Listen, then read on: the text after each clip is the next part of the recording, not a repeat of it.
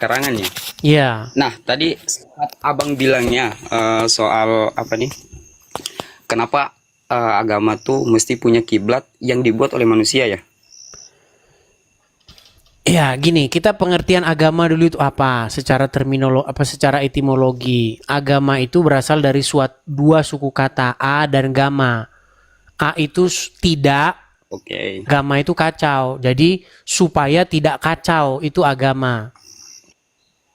Makanya saya percaya Nah, agama-agama oleh itu karena itu buatan manusia. Nah, kekristenan sejatinya itu bukan agama, Bang. Kekristenan itu adalah jalan. Jalan mengikut Tuhan, begitu, jalan Tuhan. Artinya jalan yang ditempuh oleh Yesus. Jalan yang ditempuh oleh Kristus. Jadi Kristen itu artinya menempuh jalan yang ditempuh oleh Kristus, menempuh jalan yang ditempuh oleh Yesus. jalan yang mana sih maksudnya? Yang ditempuh oleh Yesus. Iya, jalan yang ditempuh oleh Yesus ini yang mana? Ya, jalan yang dilalui oleh Yesus. Artinya kita hidup seperti bagaimana Yesus hidup. Begitu, Bang. Melakukan ketaatan, kepatuhan, dan ketundukan kepada Bapa di surga. Seandainya begini nih. Kalau seandainya kita mengikuti daripada jalan Yesus sendiri, nah kita sama nih, apa ini sama akan halnya seperti dia. Berarti kita bisa mengaku jadi Tuhan dong. Gini, Bang, gini. Islam itu bahasa aslinya di dalam Al-Quran tidak ada kata agama. Di dalam Al-Quran yang ada itu kata din. Din itu sering diterjemahkan jadi agama, padahal din itu jalan. Nah, sama Bang, sebenarnya begini. Islam itu menempuh jalan yang ditempuh oleh Muhammad. Makanya orang Islam itu meniru apa yang dilakukan oleh Muhammad.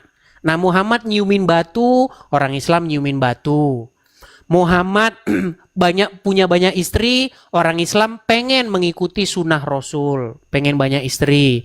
Muhammad misalnya dia berjanggut, Muslim berjanggut. Muhammad bercalak, pakai mata calaknya, dicalak matanya. Umat Muslim begitu. Jadi sebenarnya kita itu sama, Bang. Anda ingin menempuh jalan seperti yang ditempuh Muhammad, kami Kristen menempuh jalan seperti yang ditempuh oleh Yesus. Tapi beda. Itu menimbulkan dua kesimpulan yang sangat berbeda. Yesus tidak pernah menggunakan kekerasan, mengangkat pedang untuk maksa orang jadi pengikut dia. Nah, Muhammad itu beberapa kali melakukan peperangan. Punya data buat membuktikan bahwasanya Rasulullah itu pernah memaksa ataupun melakukan pemaksaan agar supaya bagaimana umat di masanya itu mengikuti dia. Baik, saya tunjukkan hadisnya, Bang ya. Saya tunjukkan. Ya. Saya tunjukkan. Saya balikkan kamera saya, Bang ya. Nah, kalau teman-teman mau ngupload, itu yang waktu saya lagi cari-cari itu dipotong biar durasinya itu tidak panjang ya. Nih, saya balikin, Bang. Apakah Muhammad maksa orang? Nih ya. Hadis ya di dalam Sunan At-Tirmizi nomor 2531. Aku diperintahkan untuk memerangi manusia hingga mengucapkan la ilaha illallah. Nih. Perhatikan ya, Bang ya. Telah menceritakan kepada kami dan seterusnya. Rasulullah bersabda, saya diperintahkan untuk memerangi manusia hingga mereka mengucapkan tidak ada Tuhan yang berhak disembah selain Allah. Apabila mereka mengucapkannya, maka mereka telah menghalangiku untuk menumpahkan darah dan merampas harta mereka. Makanya di dalam sejarah agama Islam, Bang, Muhammad itu dicatat 27 kali kurang lebih melakukan peperangan. Nah, tunggu. Yang kita lihat hadis dari mana dulu? Hadisnya apakah sahih ataupun lain sebagainya tuh? Oke. Kalau Anda katakan hadis itu bohong, hadis itu tidak sahih, berarti sudah waktunya orang Islam mencampakkan hadis-hadis ke tong sampah, betul? Nah, ya oleh karena itu kita dari hal yang tidak betul. Nah, oleh karena itu Apa nih? Susah kan? Sulit kan Bang? Saya itu bilang Bang, percayalah sama saya gini Bang. Saya ini orang yang apa bahasa Indonesianya? Orang yang apa? Sudah malang melintang di dunia diskusi begini. Jadi saya kalau ngomong itu bukan ngasal Bang. Saya kan pernah bilang, kalau Anda betul-betul mendalami hadis, betul-betul mempelajari hadis, maka percayalah kepada saya. Tidak dalam waktu yang lama lagi, Anda akan membuang hadis-hadis itu. Buktinya Anda saja sudah bilang, itu hadisnya palsu atau enggak. Lah kalau palsu ngapain disimpan di rumah? Benar. Tadi Bung sendiri yang bilang ketika kita orang mengikuti sesuatu itu maka kita harus cari petunjuknya dulu. Seperti tadi Abang komplain tentang Zakir Naik bagaimana soal data-datanya itu karena kurang konkret. Nah, kita cari tahu dulu kan. Oke, Nah, kurang baik. lebih Menurut seperti Anda hadis ini palsu atau asli? Nih, kita jangan berdebat itunya. Gini aja, saya tanya. Hadis mengenai Muhammad diperintahkan memerangi manusia kalau sampai mengucapkan syahadat, kalau mengucapkan syahadat baru menghalangi Muhammad menumpahkan darah mereka. Ini palsu atau asli? Oke lah, asli sini saya jelaskan. Oke, kalau ini asli berarti pertanyaan Anda tadi mengenai Muhammad memaksa orang untuk mengucapkan syahadat berarti benar. Apa? Kan? Serba salah kan Bang? Kalau hadisnya asli berarti Muhammad maksa orang beragama Islam. Kalau hadisnya palsu berarti benar omongan saya. Maka sudah waktunya orang Islam membuang hadis ke tong sampah. Kan begitu. Kayaknya Komyu ini perlu belajar mendalami lagi dah tentang hadis itu. Jangan langsung menjas aja begitu kan. Langsung mencerna mentah-mentah gitu. Oke, jadi hadis kan? itu asli. Dalami dulu. Nah, maksud hadis asli. Abang sudah cari tahu ndak maksud daripada memerangi itu seperti apa? Maksud daripada menumpahkan darah itu seperti apa dan orang-orang seperti apa? Abang sudah pelajari itu. Bang, bahkan seorang ulama besar Indonesia namanya Ustadz Oknum. Khalid. Gimana? Oknum ya. Kok oknum sih Bang? Ustadz siapa? Ustadz Khalid Basalamah tahu? Oh iya, tahu. Apakah Anda akui dia Ustadz? Iya, akui. Oke, ini pernyataan dia Bang. Pernyataan Ustadz Khalid Basalamah mengenai apakah agama Islam itu dikembangkan dengan pedang. Agama Islam itu disebarkan dengan pedang. Pernyataan dia sendiri nih. Nih ya saya anikan ya. Tunggu Bang, tunggu. Sebelum lanjut, gue langsung ngomong aja nih. Ini sedikit Bang, biar kita ini. Loh, kita jangan ini Bang. Jangan ini, coba dengerin ya. Anda kan sudah mengakui dia Ustadz, coba dengerin. Waktu saya ngisi taklim di sana. Ustadz, bagaimana pendapat Ustadz bila ada orang-orang Nasrani yang mengatakan Islam itu diekspansi dengan pertumpahan darah, dengan jihad?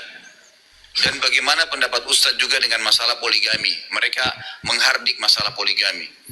Itu subhanallah, saya bicara hampir 45 menit mungkin hanya menjawab pertanyaan ini. Waktu itu saya bilang, kalau seandainya ada orang Nasrani, Yahudi, semua orang kafir yang mengatakan kepada Anda, Islam dikembangkan, diekspansi dengan perubahan darah, katakan iya. Memang iya. Karena banyak orang Islam, subhanallah, kayak orang yang ketakutan kalau dikatakan Islam itu disebarkan dengan pedang. Saya katakan ikhwah sekalian, memang Islam dikembangkan dengan pedang. Jihad itu Islam itu Bang. Jadi jangan bilang saya yang memfitnah. Itu diakui oleh cendekiawan, oleh ulama Islam. Nah, Islam ini, memang dikembangkan, disebarkan dengan pedang.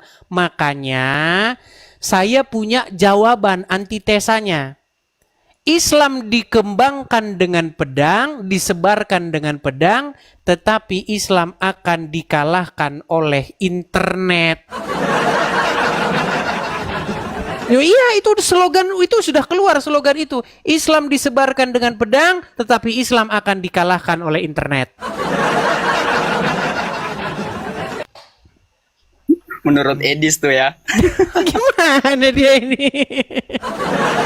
Ketika saya bilang Islam dikembangkan oleh pedang, apakah saya menista agama Islam, Bang?